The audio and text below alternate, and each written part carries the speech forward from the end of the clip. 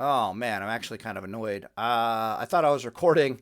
I just made like a 45-minute video. I thought I was recording, or whatever. I guess this video will end up being shorter though. That's really annoying. One second, let me pause it again just to make sure everything's fine. All right, we should be good. Okay. So I had a number of questions, basically people talking about, can you time on my voice is starting to go. Let me take a drink of water. People basically asking, can you time on target druids? Like, how do you kill druids using time on target paladin?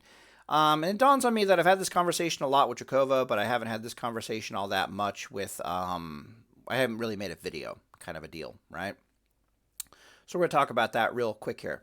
So basically, what you want to try to do when you're dealing with druids is you want to run them out of mana, right? And you're going to use time on target to do that. And I'm going to tell you a bunch of things that I know magically that you may or may not know.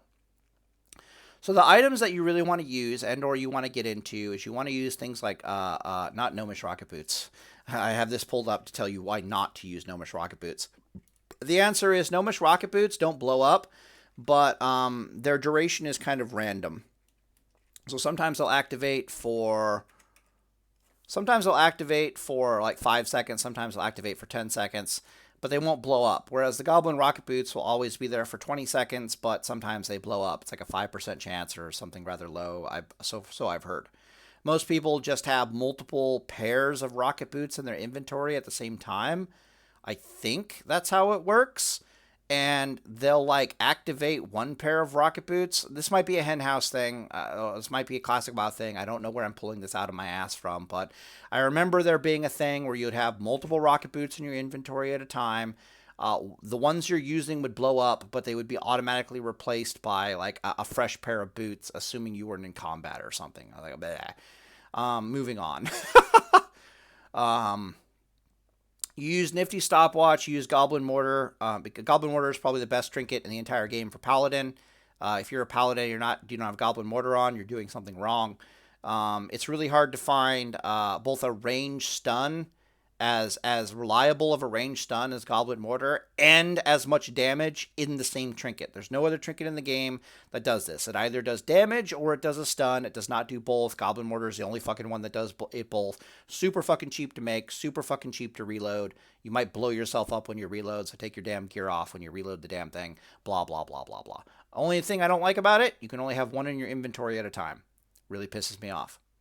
All right, moving on. Black Grass of the Destroyer. If you do not know, Seal of Righteousness has a ×2 proc effect on certain items in the game. Specifically, how it works is that any weapon enchantment, so for example, with our Mugahurt here, it says that we have a chance to slow the target for 10 seconds. That's an enchantment on the weapon. We have our weapon enchanted with Icy Weapon. We are then going to put Frost Oil on our Mugahurt. All three of those effects have a ×2 chance to proc due to Seal of Righteousness, if you're following me on this, all right? Almost nothing else in the game has a ×2 chance to proc with Seal of Righteousness, and it really depends on how it's written. So, for example, there are some trinkets that say, like, chance on hit, chance on hit, chance on hit, or that will not double proc. But then there's other items that say, like, equip. So, servo. Misplaced servo arm says weird shit like equip. Chance to discharge electricity causing 100 nature damage to your target. It doesn't say chance on hit. It doesn't say anything weird like that. It just says when you fucking have this thing on your target. It's not even saying when it hits. What the fuck? Weird. Whatever. This item's weird. All right, so we'll go back to Mugahurt. But then there's other weird items in the game, like Black Grasp of Destroyer. This is one of the only items in the game that you can actually put on your character, and it will ×2 proc with SOR. So it says equip. On successful melee or ranged attack, gain 8 mana if possible, and drain 8 mana from the target. Okay? So when you hit something that has a mana bar while wearing Black Grasp of the Destroyer, and you're using Seal of Righteousness, you will suck from them 16 mana. 16 mana to you, -16 mana to them, and it doesn't give a shit about weapon speed. Mugahurt is a very speedy boy at 1.7 speed. if you don't know anything about Seal of Righteousness, dear fucking God, why are you watching this video not knowing anything about Seal of Righteousness? A rank 3 Seal of Righteousness specifically has a 15% spell power ratio behind it, and it does not give a flying fuck about weapon speed. So faster weapons, the better for spell power Seal of Righteousness paladins. So for example, if you're wearing spell power gear, Mugger Hurt here will be hitting for about 70 white damage, but Seal of Righteousness will be thunking around for about 110 or more spell power. It does shit tons of spell power. If you were using a Flurry Axe and you were wearing slightly better gear, aka no Black Glass of the Destroyer, no rocket boots, that kind of stuff, it can get up to like 100 and it'll be like 106 damage, but it's at a 1.5 second speed, which is even better. Anyways, other things that I know. The Mugger Hurt Slow, which I do believe has a 5% chance to proc. I can't remember, but then it times 2s with SOR, so technically it has like a 10% chance to proc per hit. This is the only slow in the entire game that Druids cannot shapeshift out of. The slow, as near as anybody can tell, is like a physical slow. It's a daze slow. So any fucking thing in the game that would not get you out of daze will not get you out of the Mug of Hurt slow. So again, that's a very short list. So for example, does freedom get you out of daze? No. Does it get you out of a Mug of Hurt slow? No. Congratulations. So the only things in the game that'll get you out of a Mug of Hurt slow are, specifically, Blessing of Freedom. Not Blessing of Freedom, that doesn't work. Blessing of Protection, because that removes physical debuffs. Bubble and Ice Block. There's not a single other thing in the entire game that I know of that will get you out of a Mug of Hurt slow. Okay, and this includes shapeshifting from Druids. I tested it recently in Battlegrounds to make sure it hadn't changed. I made a video back on it back in the day. You can't get out of Druids cannot shapeshift out of the slow. They will try repeatedly, it will not work, and then they figure it out and they give up on it. Most Druids know that this is the one item in the game that will actually cuck them a little bit. So it's very visible and they'll watch out for it. But just so we're clear here, Icy Weapon has a 3% chance to proc. The weapon effect on this item has a 5% chance to proc. And then we're going to put Frost Oil on the damn thing, which has a 15% chance to proc, I think, right? Is it 10 or 15? I forget, whatever. And by the time you're done adding it all up, it ends up being like a 46% chance to proc. But then there's at least one slow effect. But then you're going to account for it double procking and overlapping and say that about 1 out of 3 attacks will put a slow on the Druid, which the Druid has to shapeshift out of. Now, if you don't know, a Druid only has enough mana. It actually costs a shit ton of mana for a Druid to shapeshift. So a Druid only really has enough mana for like 15, 20 shapeshifts before they're completely And if a Druid is completely and in physically, if any class in the game is completely and physically in melee with a Paladin, they just die. Okay? So your win condition on the Druid is that you just stick to them like glue until they fucking die. All right, I remember why this video was so long. I'm trying to ramble through this video again and record it over again, and I'm going like, why was the original video so long? It was because I wanted to take the time to explain time on target Paladin in general. But I guess I'll do that after I talk about the Druid bit, in case anybody's new to time on target Paladin in general. But the build I'm showing here is like, this is time on target taken to its maximum extreme. Like, you wouldn't do this against any other class in the entire game because you don't need this level of time on target. This is ridiculous levels of time on target. But I just want to show how absolutely absurd time on target can actually get. All right, so let's say the Druid is trying to run away from you. Well, you got your 6-second stun to stop him and keep beating on him. So you will stun him for 6 seconds, and then you'll keep beating on him, and you just want a slow to proc on him of some kind. Preferably, you want the 10-second Mug of Hurt so slow that he can't get out of the proc. All right, so let's say it doesn't proc. Okay, what do you do then? Well, you've got Grenade, so you can, like, grenade him and then, like, keep beating on him. You probably don't want to use the 6-second stun and then Grenade. You probably want to save it, so maybe you open with Grenade or save the 6-second stun. I don't fucking know. But you got Grenade, so you can keep beating on them. Or maybe you just activate your nifty stopwatch and you keep beating on them. Actually, come to think of it, you would 6-second stun them, Then you would use, I'm trying to think about the best order to use them in. 6 seconds stun them, then use a swiftness potion. Swiftness potions are a 50% movement speed bonus for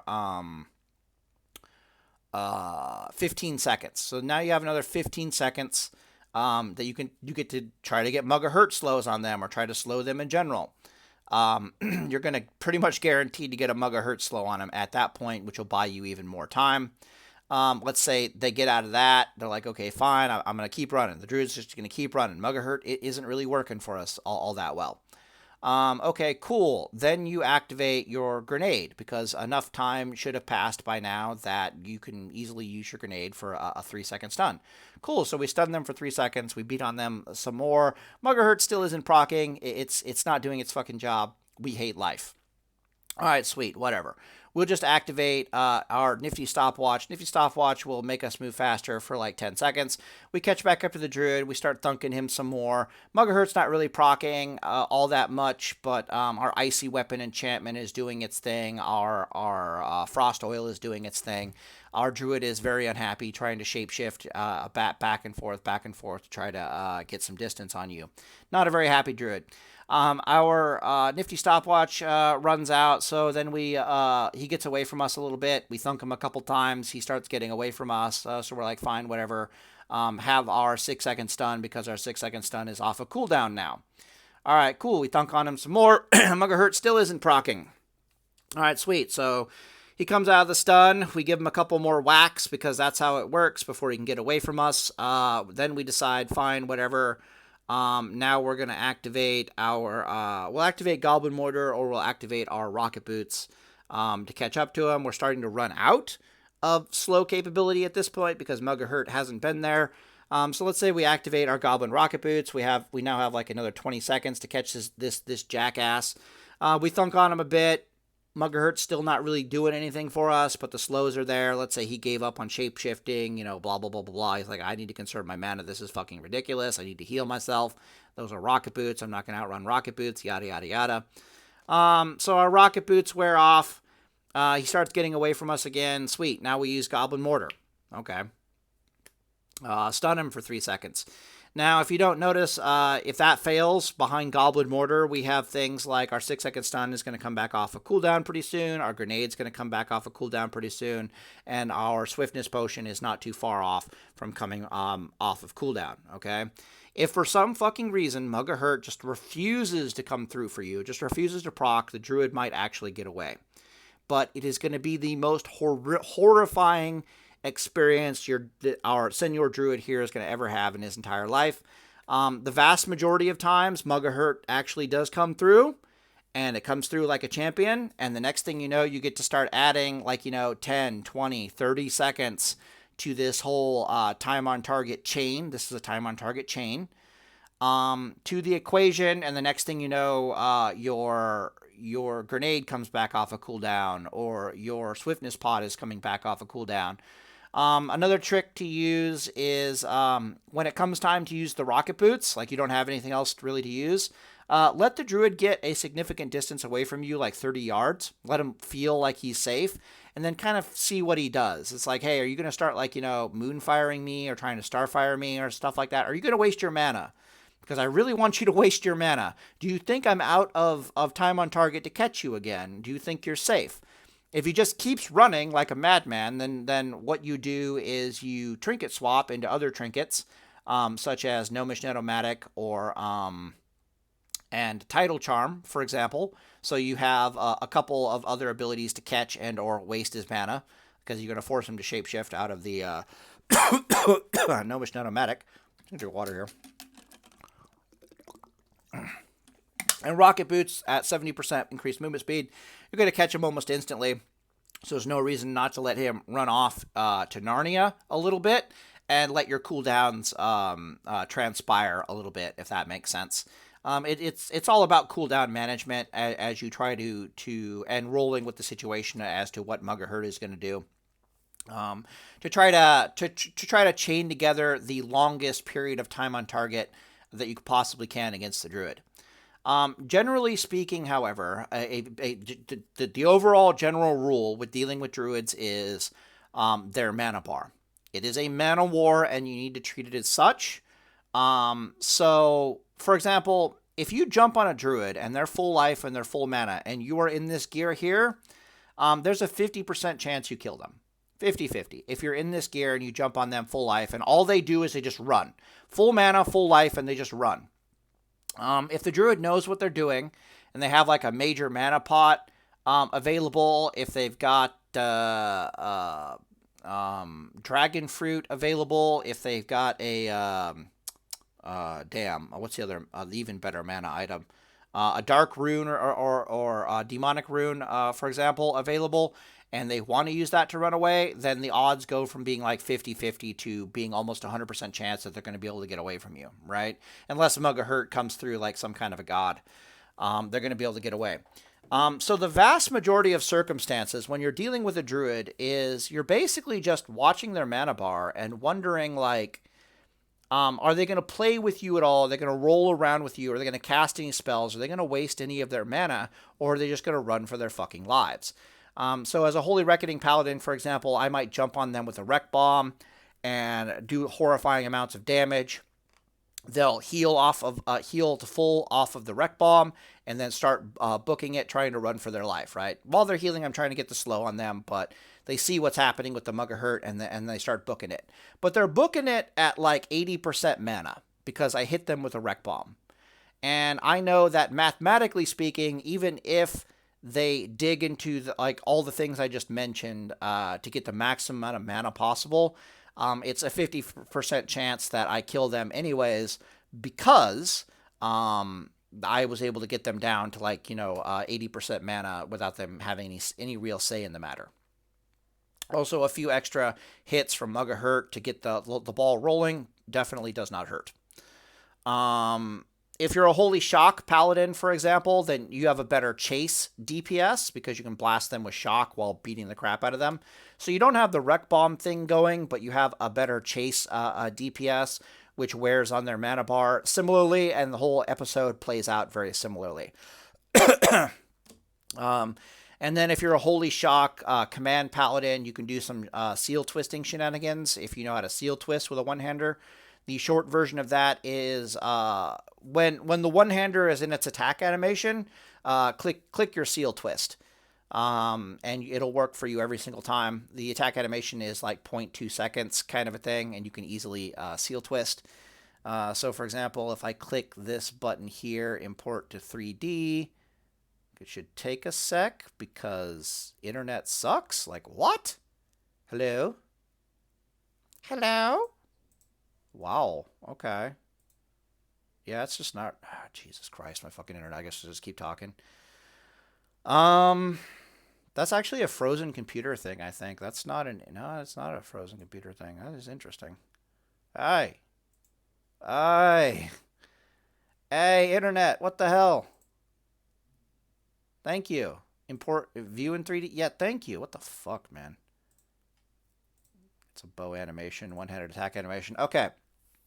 So this is a really quick thing going on here, but you just twist right when the animation's starting. So I'll try, right? Twist, twist, twist, twist, twist, twist, twist, twist, twist, twist, twist. Don't even wait for it. Just be like twist, twist. If this guy's like shifting his weight, twist, twist, twist, twist, twist, twist. Okay? You get used to it. But you can actually twist rank 3 Seal of Righteousness at 60 mana with rank 1 Seal of Command at 65 mana pretty effectively. You have to use a different libram, though, so rather than using the Seal of Crusader libram, you'd want to use the one that from Dire Maul that reduces mana costs on your seals by 20. But you can do some twisting action. So you'll have even better chase DPS. But that's basically the gist of it with dealing with Druids. The biggest thing to note dealing with Druids is you really don't want to pull the trigger on trying to kill them until their mana drops to a certain level. So for example, when I get jumped by Druids in the wild and they're like starfiring me like Boomkin form, 36 yards away out of nowhere, I'm actually really happy that I'm taking these hits. I am more than happy to roll around taking these hits with them, run away from them a little bit, try to gear swap into more proper anti-druid gear. I'm super happy to watch them be using their mana because I know that if I can drop combat for 6 seconds and I can get into this gear and they are even remotely low on mana, they are fucking dead. And that's just all there is to it. Okay? How do you gear swap on a druid? Worst case scenario, you stun them for 6 seconds and you just run away to about 40 yards. You run away and stop at 40 yards specifically. And the reason for this is because you only need a fraction of a second in order to gear swap. In fact, if you use the ZG neck, oh boy, it would be like free thinkers, right? Free think.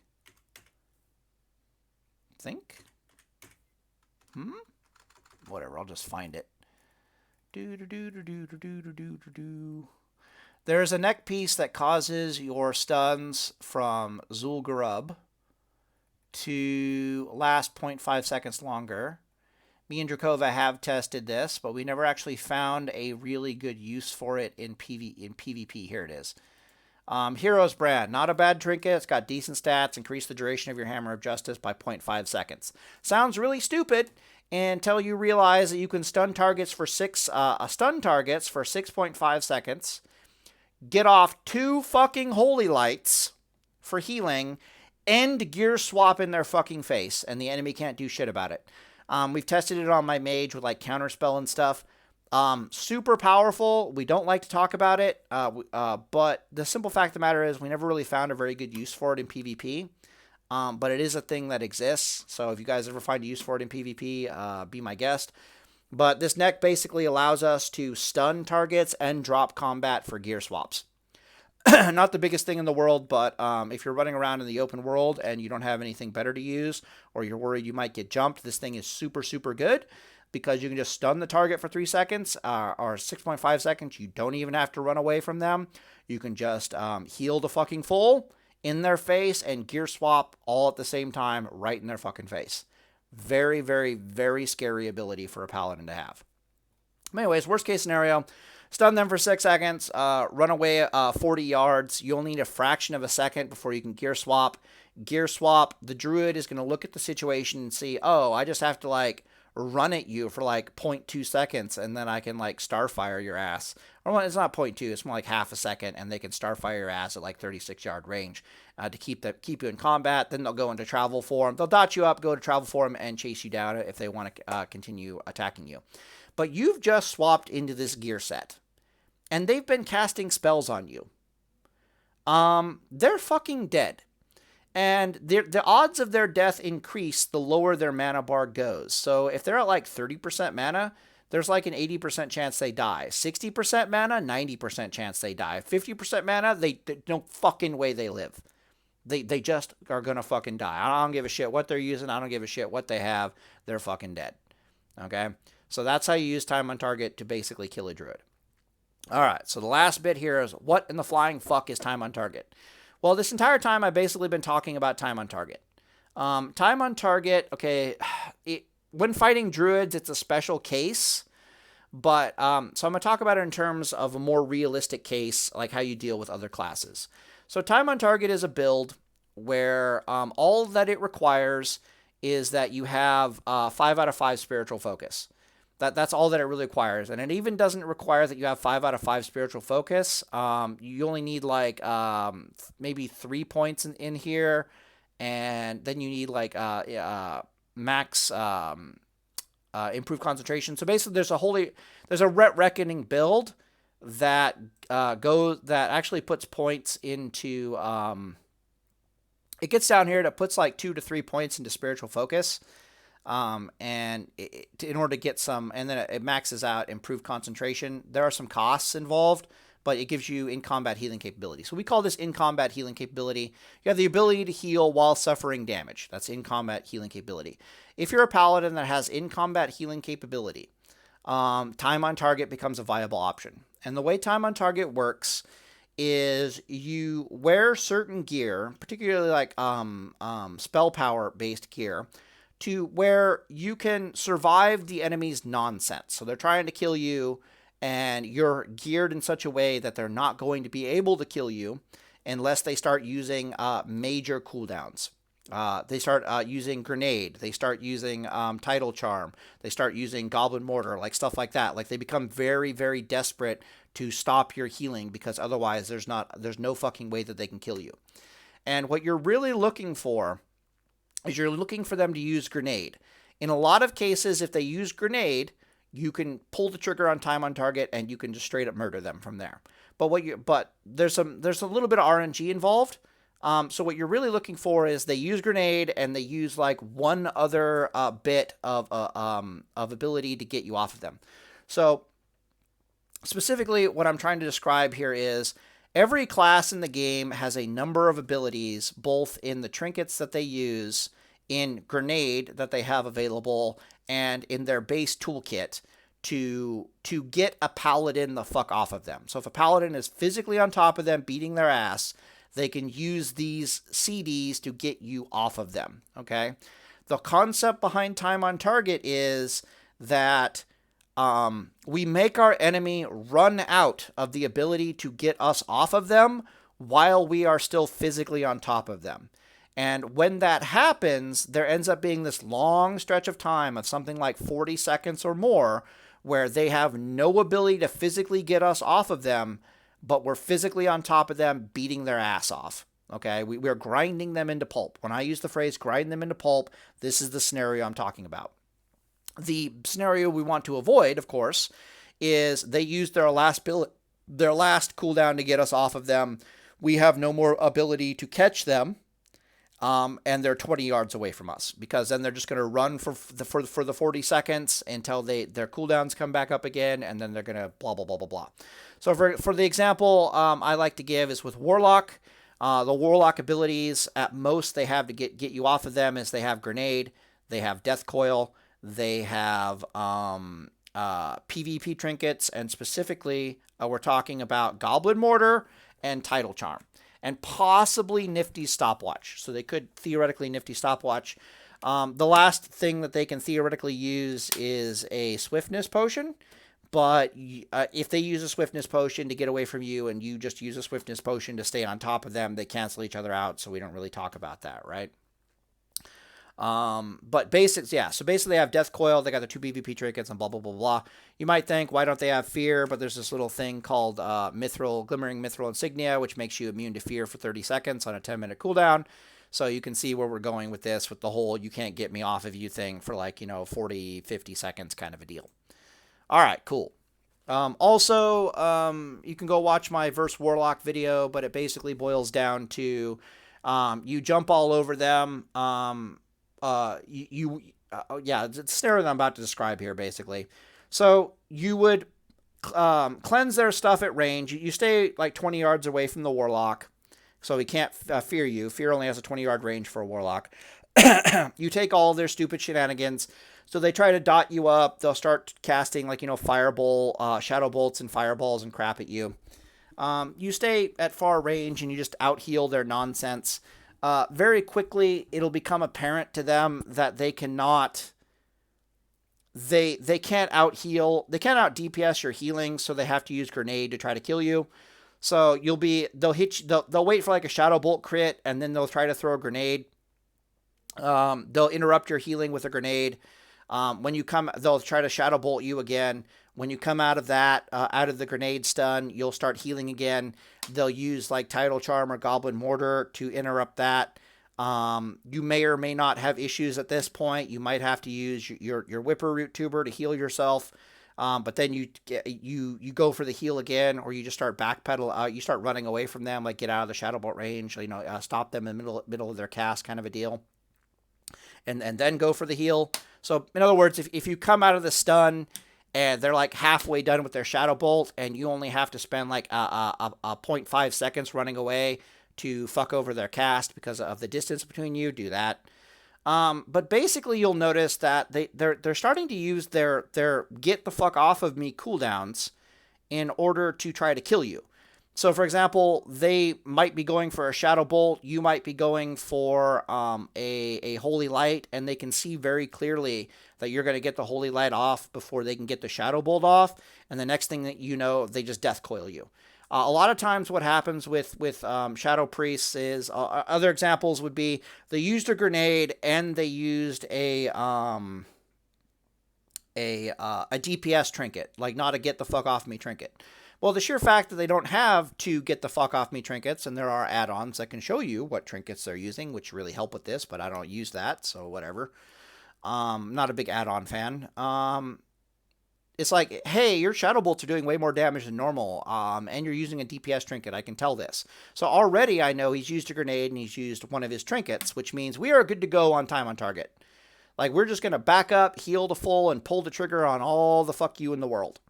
We are going to run at this run at this Warlock like a madman. We are going to get physically on top of him. We're going to stop him from fearing us for as long as possible. We're going to go nuclear with any and all abilities that we have. We might have had to use a grenade to get on top of him. If he doesn't have Tidal Charm or Goblin Mortar to get us off of him, and even if he does, we're just going to sit it and wear it out.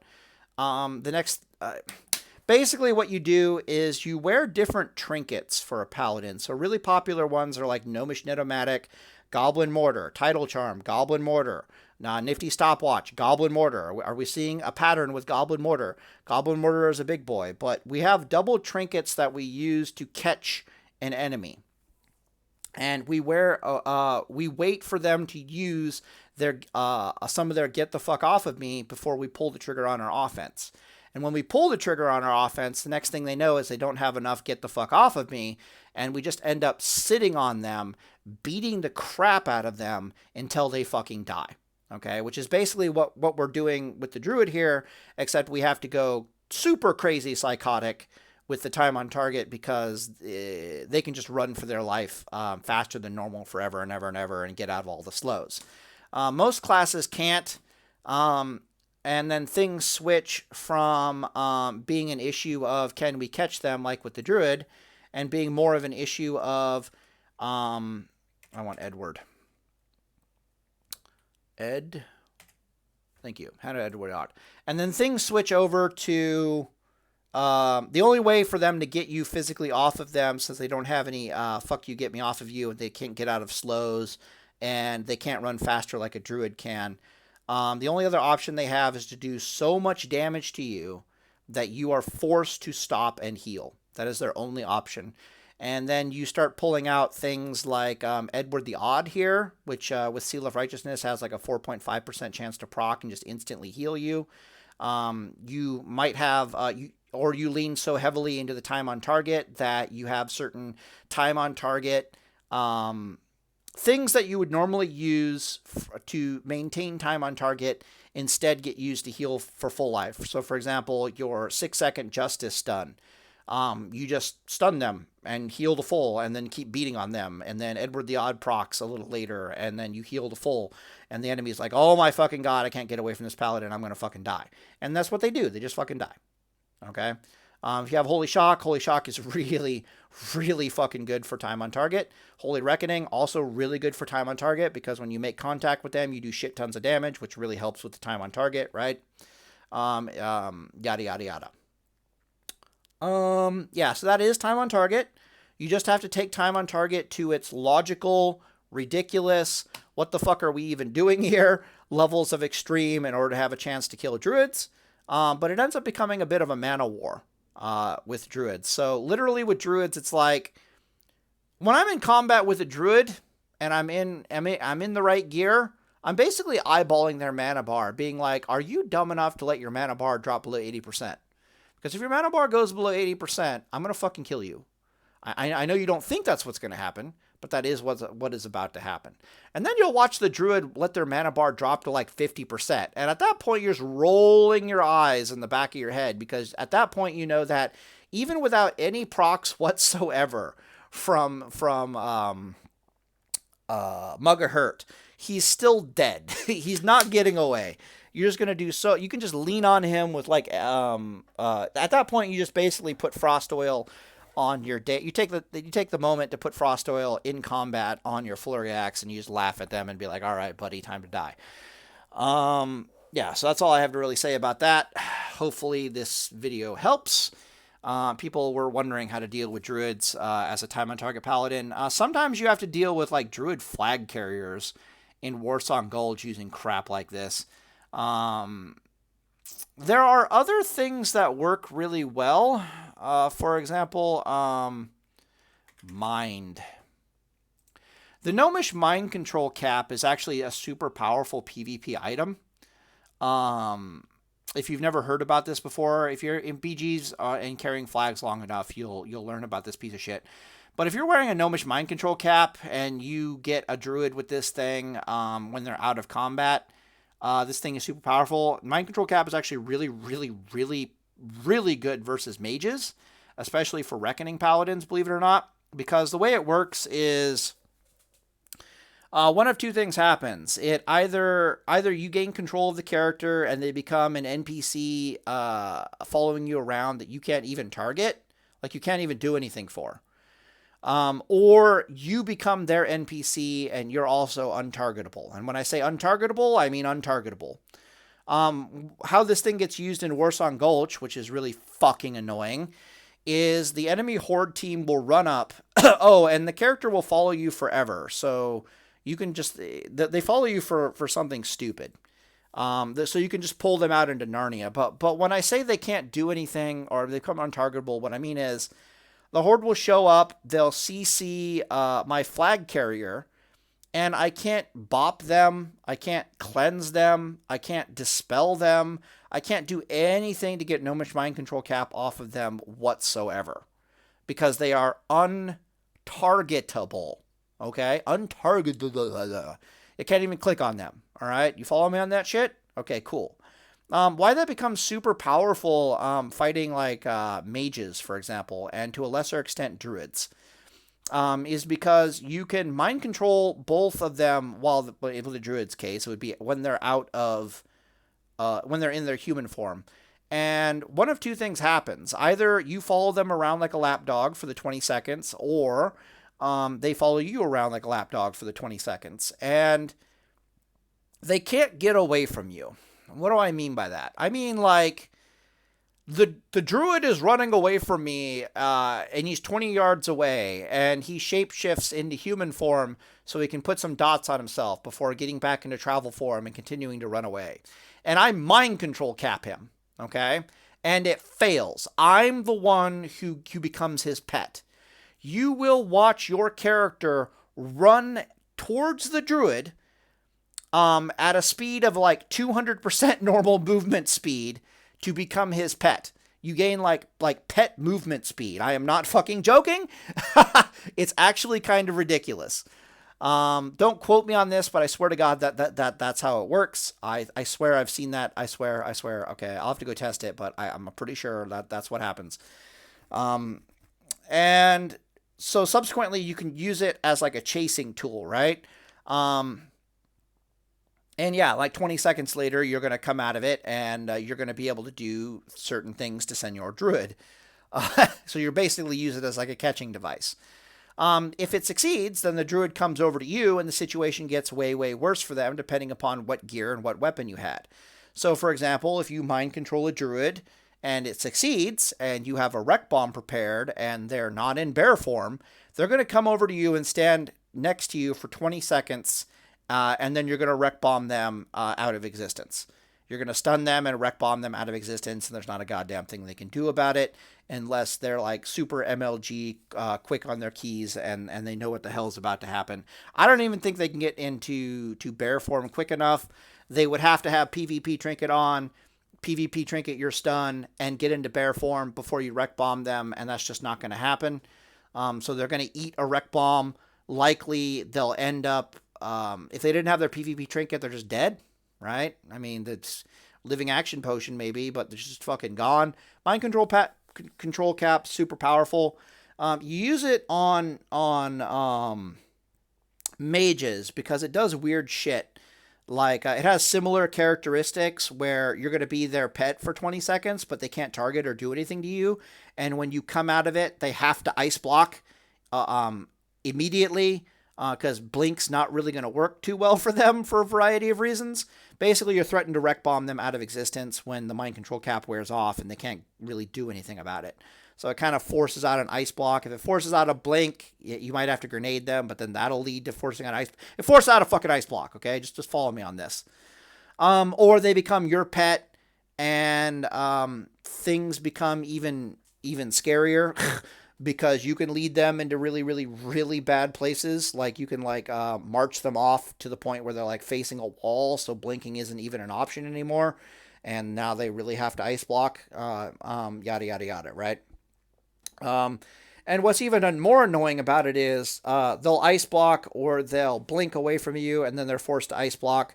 You're in a gear swapping opportunity. So you mind control them, and because they're forced to ice block or blink, you just gear swap. You're not in combat. You just gear swap on them. It's like, yeah, so you mind control them, and the mage is like, oh shit, blink! And then you just, gear swap out of the thing. And then hit them with a grenade and catch back up to them and ice block. And like, yep, there's the ice block. So you don't even have to basically... What I'm trying to say is you can threaten the wreck bomb in full DPS gear with Gnomish Mind Control cap on. And then when you force out the ice block from the mage, you can just gear swap back into like resistance gear versus the mage. And it's basically just one bit of toolkit that you can use to force out an ice block. There are a few others, like you can use Bubble to force out an ice block. You can use Rocket Helm to force out an ice block. You can use Invisibility Potion to force out an ice block when paired with Rocket Boots. You can use... I really need to make a verse mage guide, honestly. You can use Gnomish Cloaking Device to force out an ice block, and these are all forces out of ice blocks that do not put you in combat. The Rocket Helm might not be technically true, because if you Rocket Helm them, the ice block, and then they blast you with a spell, they'll put you in combat. But you're right next to them. You're just going to wreck bomb them into oblivion. Yeah, not a good idea. Okay, yeah. So these are all options that you can basically... a lot of these, not... Yeah.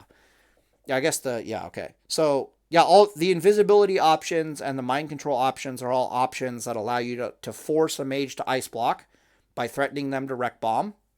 But at the same time, still allow you to gear swap back into more defensive gear. And that is a terrifying thing and a very effective thing, line of play to do versus mages, basically. So if you're like dueling a mage, right, you can use Gnomish Mind Control cap, and you can use the invisibility crap. Basically, you can sit in full resist gear, get a full wreck bomb, take the time when it's available, usually from like a sheep heartbeat duration or like a PvP trinket usage or some shit like that, to gear swap into full-on DPS gear. And then if you had like Gnomish Cloaking Device or Mind Control cap going on, the next thing you know, you get to use Gnomish Mind Control cap to force out an ice block, and then swap back into resist gear, and then rinse and repeat with like Gnomish Cloaking Device. And the next thing you know, you have a full wreck bomb versus a mage. That full wreck bomb, bubble is still there, all kinds of other crap is still there. You can gear swap almost at will. Against mages that don't have ice blocks anymore. And if mages run out of ice blocks versus Reckoning Paladins, they die. Like, that is the only thing it's not sheep that keeps mages alive versus Paladins. It's fucking ice block. So the fact that we can get out ice block safely and then gear swap back into a more resist heavy set safely using Gnomish Mind Control cap and then Cloaking Device is a really big deal. But yeah, it also works on Druids, so consider that as well. If it seems like I know a lot of stuff, it's because I do know a lot of stuff. Okay, alright, so I'm going to end the video here. And yes, I do talk to Jakova about this crap. He's actually quite interested in the Cloaking Device, Gnomish Mind Control, resist type shenanigans. After explaining it to him, he was like, what the fuck? Once we figured out how mind control started working, we were like, wait, what the hell? Because we always knew Cloaking Device was an option, but the problem is in duels, it only gets out one ice block, which is not enough. So we always needed a second ice block to get out. And fuck, what is it? Rocket Helm doesn't quite do it, right? Because if I Rocket Helm the target, I get put in combat. If they ice block immediately and then cancel it and blink away, I'm stuck in combat in DPS gear.